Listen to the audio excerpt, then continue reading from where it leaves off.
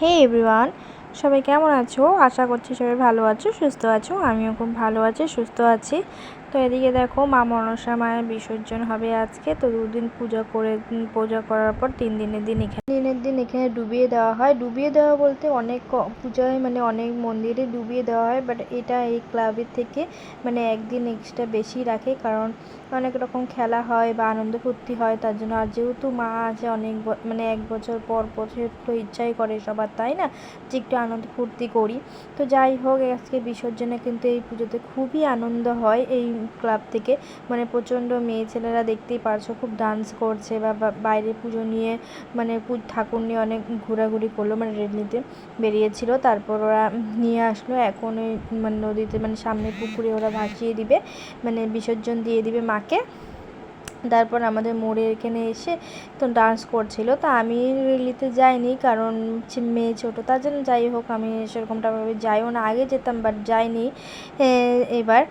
তো এখানে খুব ডান্স হচ্ছিলো, খুব ভালো লাগছিলো। তারপর আমি একটু বেরিয়ে একটু তোমাদের সাথেও শেয়ার করে নিলাম, ভিডিও করছিলাম আর কয়েকটা ফটোও তুলেছিলাম। তারপর আমি কিন্তু ওই ডান্সের সামনে গিয়েই যেহেতু আমি রেলিতে যাইনি, বাট আমার এখানে সবই চেনা জানা, অনেকেই চেনা জানা আছে, তাই সামনে গিয়ে আমি মোড়ের মধ্যে দাঁড়িয়েছিলাম।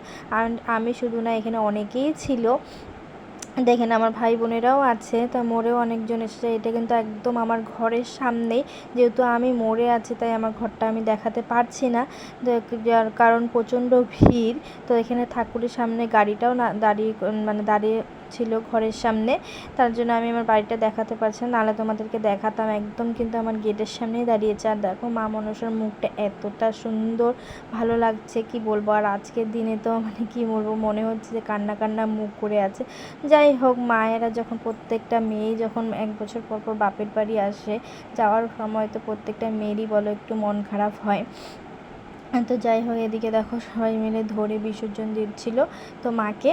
তারপর আমি কিন্তু দূরের থেকেই ভিডিওটা করছিলাম। এদিকে আমার পিসি দাঁড়িয়েছিল, তো আমার এদিকে সামনে কিন্তু মেয়ে মানে ঠাকুরের সামনে বিসর্জন যেখানে হচ্ছিল সামনেই দাঁড়িয়েছিলাম, তাই ওকে আমি ডাকছিলাম।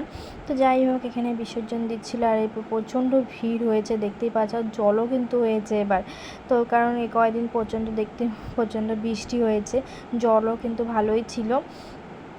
তারপর মা মনসাকে মানে এটা আমি ঠিক জানি না কবার, 3বারই মনে হয় ঘুরিয়ে তারপর বিসর্জন দিয়ে দিচ্ছে। তো দেখো কি সুন্দরভাবে বিসর্জনটা দিচ্ছে। তারপর এদিকে এতটা ভিড়ের মাঝখানে না, তাও আমি ভিডিওটা করেছি, কিন্তু ঠিকঠাকভাবে ভিডিওটা উঠছিল না, কারণ কতজনকে সরাবো বলো। কারণ আমি পিছন দিক থেকে ভিডিও করছিলাম, কারণ ওরা ঠাকুর যখন ডুবাচ্ছে তখন মানে সামনের থেকে মানে সবাইকে সরে যেতে বলছিল। তো যাই হোক, আমি পিছন দিক থেকে যতটুকু পেরেছি ভিডিওটা করেছি। তো আজকের মতন ভিডিওটা আমি এখানেই শেষ করছি। দেখা হচ্ছে নেক্সট কোনো ব্লগে। ততক্ষণ সবাই ভালো থেকো।